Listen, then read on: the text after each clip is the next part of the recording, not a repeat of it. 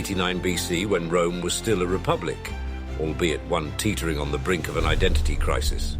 That's when I, Marcus Aemilius Lepidus, made my grand entrance into a world already swirling with political ambition, betrayals, and more egos than you'd find in a room full of emperors-to-be.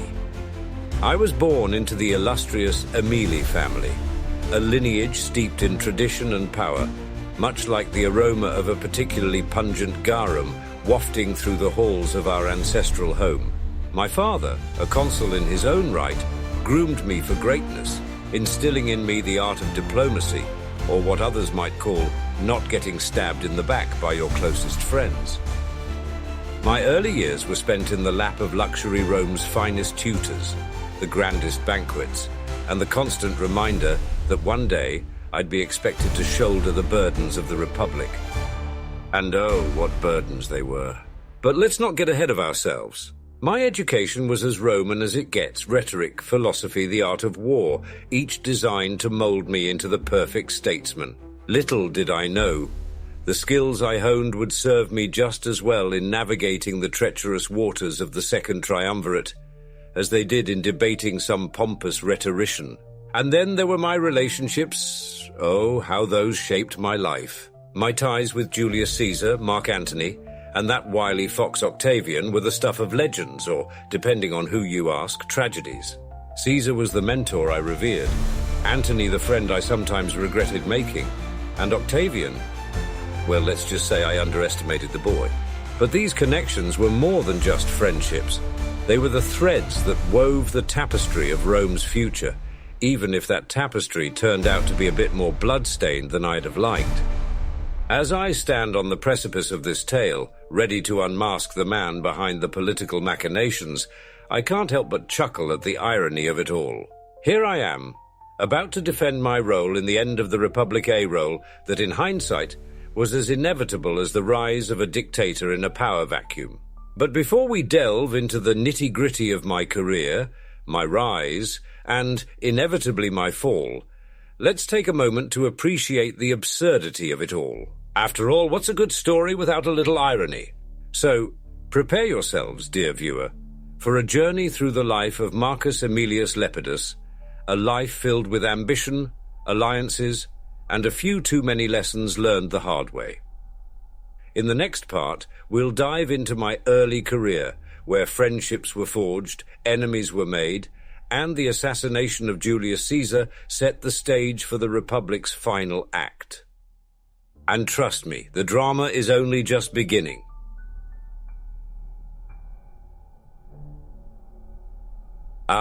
My early career, a time when I still believed the Republic could be saved, or at least that I could carve out a nice little corner of it for myself. The years following my education were spent in the typical pursuits of any ambitious Roman military service, political maneuvering, and the occasional backroom deal that would make a modern senator blush. I served with distinction, or so the official records say, under some of Rome's greatest generals. But it was my connection to Julius Caesar that truly set me on the path to power. Caesar was more than just a mentor. He was the sun around which I orbited. His charisma, his vision for Rome, these were intoxicating, even for a man as steeped in tradition as I was. When he crossed the Rubicon in 49 BC, it wasn't just a river he crossed. It was the line between the Republic and something new, something inevitable. And I, ever the loyal supporter, threw in my lot with him. After all, who could resist the allure of standing at Caesar's side as he reshaped the world? But of course, ambition is a double-edged sword, and Rome's corridors of power were littered with men who learned that lesson too late. The assassination of Caesar in 44 BC was a shock, but not entirely unexpected. Even the greatest are not immune to a well-placed dagger, or 23 of them. With Caesar's death, Rome was thrown into chaos, and out of that chaos rose the Second Triumvirate. A rather grandiose name for what was essentially a power grab by three men who didn't trust each other any further than they could throw one another. Enter Mark Antony, as unwieldy as Cleopatra herself, and Octavian, far smarter and more cunning than I initially realized. Together, The three of us, Antony, Octavian, and I, formed the Triumvirate, ostensibly to restore order to Rome. In reality, we were carving up the Republic like a roasted boar at a banquet, each of us eyeing the choicest cuts. My role in the Triumvirate was to be the steady hand, the voice of reason amid the madness. But reason has a funny way of being drowned out by ambition, especially when your partners are as volatile as Antony and as ambitious as Octavian. Antony's alliance with Cleopatra only made things messier, while Octavian's shrewd political maneuvering put us all on edge. But what choice did I have? To refuse to join the Triumvirate would have been political suicide, and I wasn't ready to meet my end just yet. As the Triumvirate solidified its power, I began to realize that the Republic I had grown up in was gone. In its place was something darker, more ruthless yet somehow still Roman.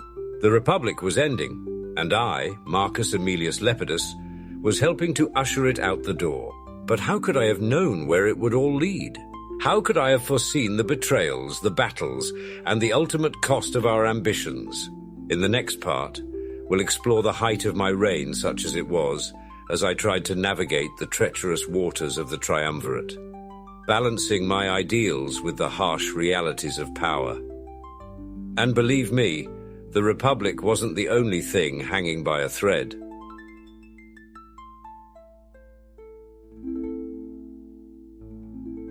And so, there I was, Marcus Aemilius Lepidus, the so-called third wheel in the Triumvirate. As the ink dried on the Treaty of Brundisium in 40 BC, the Republic, at least what was left of it, was divided among us like spoils after a victorious battle. Mark Antony took the east with all its exotic entanglements, while Octavian claimed the west, including the prized city of Rome. And what was left for me? The provinces of Africa, hardly a plum assignment, but one that I, in my ever-optimistic nature, took on with a sense of duty and a dash of resignation. It was a curious thing, this reign of mine. On paper, I was one of the most powerful men in Rome, holding sway over vast territories and commanding legions. But in reality, my position was more of a precarious balancing act, trying to maintain the illusion of power while my so-called allies were busy consolidating their own. While Antony and Octavian bickered and schemed, I was left to manage the grain supply and keep the peace in Africa, a task that, while vital, lacked the glamour and drama of their pursuits. Africa, though not without its challenges, was a far cry from the political snake pit of Rome. Here, I could indulge in a semblance of rulership, issuing decrees, managing affairs, and reminding myself that I was still technically part of the Triumvirate. Yet even as I sat in my governor's palace, the truth gnawed at me. The Republic I had been raised to uphold was slipping further away with each passing day, replaced by the heavy hand of Autocracy I, in which I played a reluctant part. As I oversaw the daily affairs of my province, I couldn't help but reflect on what had changed in Rome since the days of my youth. The Senate, once the heart of Roman governance, was now little more than a rubber stamp for the Triumvir's decrees. The people, who once had a voice, however small, in the Republic's affairs, were increasingly at the mercy of men like Antony and Octavian, whose ambitions knew no bounds. And I was a relic of a fading era, trying to find my place in a world that had moved on without me. But power, as intoxicating as it is, has a way of distorting one's view of reality. I convinced myself that I could still make a difference, that my influence in Africa was enough to keep the Republic's spirit alive, even as it crumbled around me. It was a comforting lie, one that I clung to as the tides of history began to turn against me. The cracks in the Triumvirate were widening, and my position was becoming increasingly untenable. Octavian was consolidating his power in Rome, while Antony's entanglement with Cleopatra threatened to plunge the Republic into civil war once more. And where was I? Stuck in Africa, overseeing grain shipments and wondering if this was the legacy I would leave behind. But the truth was inescapable. My reign was a mere shadow compared to what Rome had been. The Republic, with its checks and balances, its ideals of freedom and equality, was gone. replaced by the iron grip of a few men, one of whom, to my eternal frustration, was not me. As I faced the reality of my situation, I began to see the writing on the wall. My time as a ruler was running out, and the republic I had sworn to protect was already a memory. In the next part, we'll face the inevitable my downfall and the unraveling of the Triumvirate. The ambition that had driven us to power would be the very thing that tore us apart, and I, Marcus Aemilius Lepidus, would be left to pick up the pieces. But for now, let's savor the last moments of my reign before the storm that was about to break.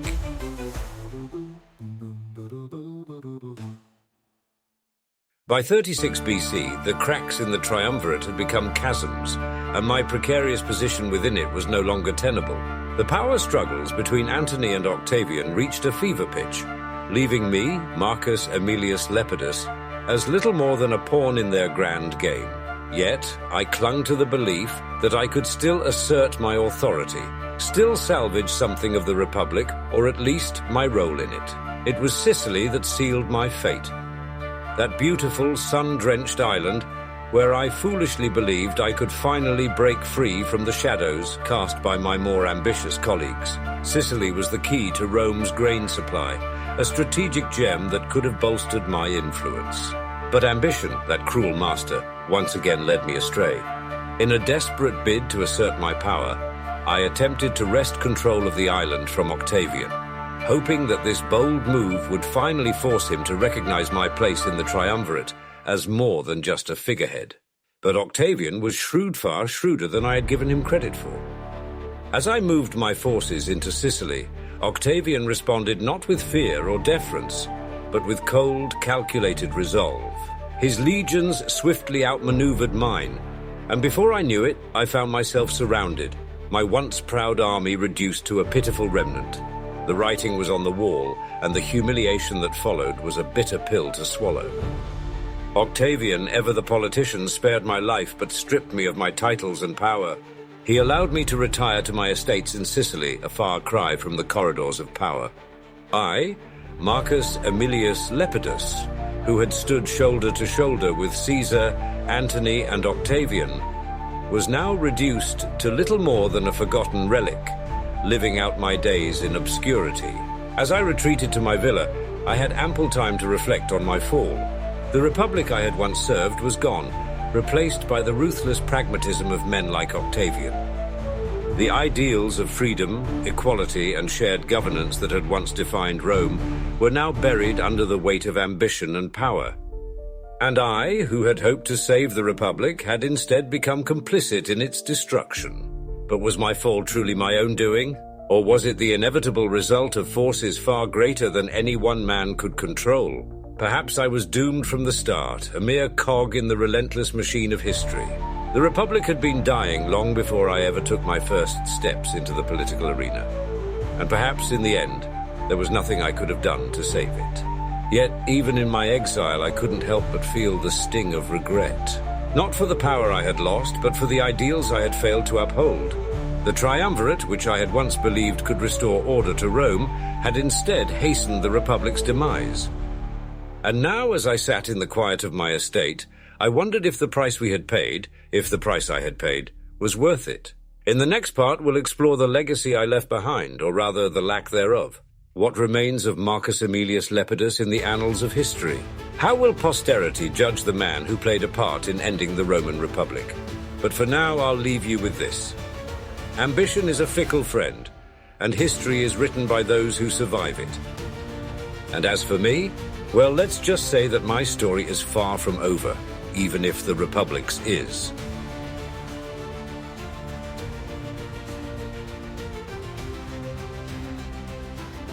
Legacy, a word that carries the weight of history, of lives lived, battles fought, and decisions that ripple through time. But what legacy did I, Marcus Aemilius Lepidus, leave behind? In the grand tapestry of Rome, woven with the deeds of giants like Caesar, Antony, and Octavian, my thread seems faint, almost invisible. Yet, even the faintest threads can shape the whole, can they not? When Octavian allowed me to fade into obscurity, He thought he was consigning me to history's shadows. And perhaps he was right, but let us not be too hasty in our judgment. While I did not go down in flames like Antony, nor did I rise to imperial heights like Octavian, my role in Rome's transformation was nonetheless significant, though not in the way I had hoped. I had envisioned a Rome where the Republic could be restored, where power was balanced, and the voices of the Senate and the people were heard. Instead, I found myself helping to dismantle the very system I had sworn to protect. It is ironic, isn't it? The man who once stood as Pontifex Maximus, the guardian of Rome's sacred traditions, became a witness to their unraveling. Perhaps this is my legacy, a cautionary tale of ambition outstripping ideals, of a man caught between the old world and the new. Yet it would be unfair to paint my life solely in shades of regret.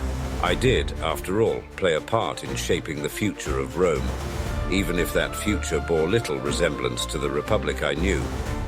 The Triumvirate, for all its flaws, was a necessary bridge between the chaos of the civil wars and the stability of the empire.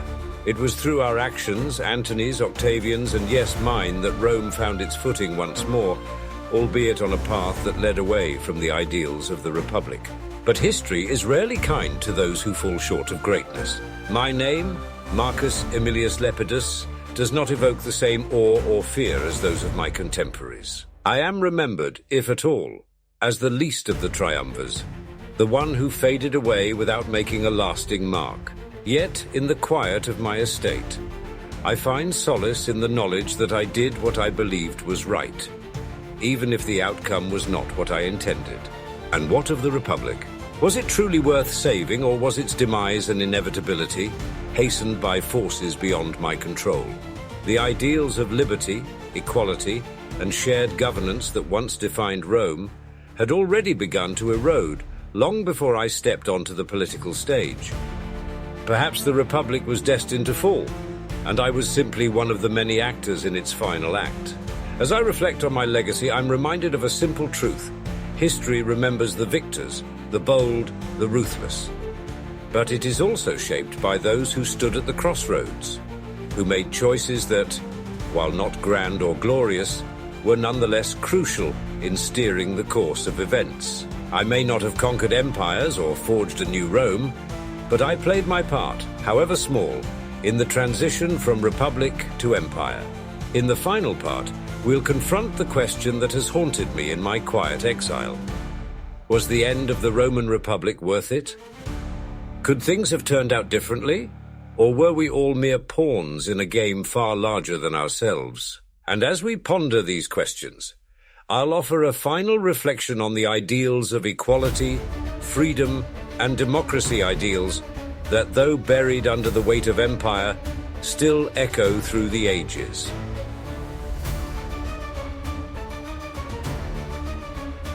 Was it worth it? That question has haunted me ever since I was consigned to the quiet obscurity of my estate in Circe. Was the end of the Roman Republic an end in which I, Marcus Aemilius Lepidus, played a part worth the price we paid? The answer, like so many things in life, is not simple. But allow me, in these final reflections, to weigh the scales.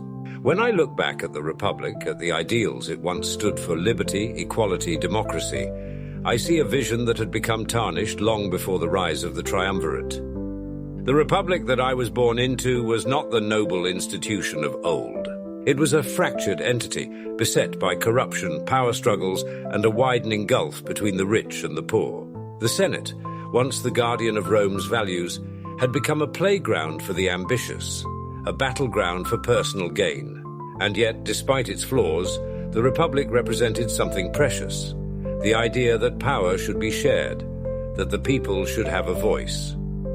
It was a system built on compromise, on the belief that no one man should hold absolute power.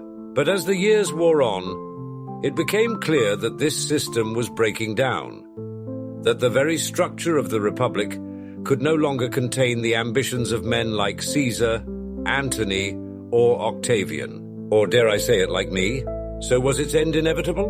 Perhaps. The Republic was dying long before we, the Triumvirs, delivered the final blow. The civil wars were a symptom of this decay, a violent outpouring of the tensions that had been simmering for decades. And in the chaos that ensued, the idea of a strong leader of an emperor became not just appealing but necessary. Rome needed stability, and the Republic in its weakened state could no longer provide it. But does that mean the ideals of the Republic were wrong? Far from it. The principles of liberty, equality, and democracy are as vital today as they were in the days of Romulus. They are the bedrock upon which any just society must be built.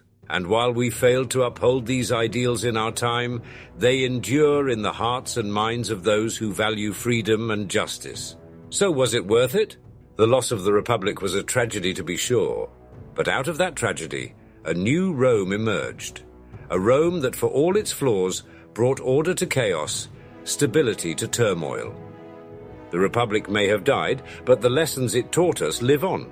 The importance of shared governance, of checks on power, of the voice of the people, these are lessons that history will not soon forget. And what of my legacy, you ask? Perhaps I am remembered as a footnote in the grand saga of Rome, the least of the triumvirs, the one who faded into obscurity. But I was there, at the turning point of history, and I played my part. Whether for good or ill, I helped shape the Rome that came after, the Rome that would rise as an empire and stand for centuries. Before I take my leave, let me offer a final thought. If you ever find yourself wandering the ancient streets of Rome, or visiting the ruins of Circe, or holding a coin bearing my likeness in your hand, remember this.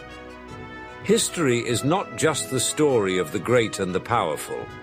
It is also the story of those who stood at the crossroads, who made choices that, though they may seem small in the grand scheme, shaped the world as we know it. Thank you for walking this path with me, for delving into the life and times of Marcus Aemilius Lepidus, a man who, for all his flaws, believed in the dream of a better Rome. The channel you're watching is dedicated to that same pursuit, a just, equitable, and humanitarian world. We explore the lessons of history, the complexities of politics, and the enduring power of human ideals. Our goal is to awaken the Renaissance spirit within you, to inspire you to learn, grow, and think critically about the world around you. If you found something of value in this journey, I invite you to subscribe, turn on notifications, and share these stories with others. Explore our other videos, leave a comment, and let us know what resonates with you and what more you'd like to see. And before you go, take the quiz to see if you embody the Renaissance spirit. History is not dead. It is alive within us, waiting to be discovered and understood. Live the Renaissance spirit, for it is not just a philosophy, but a way of life.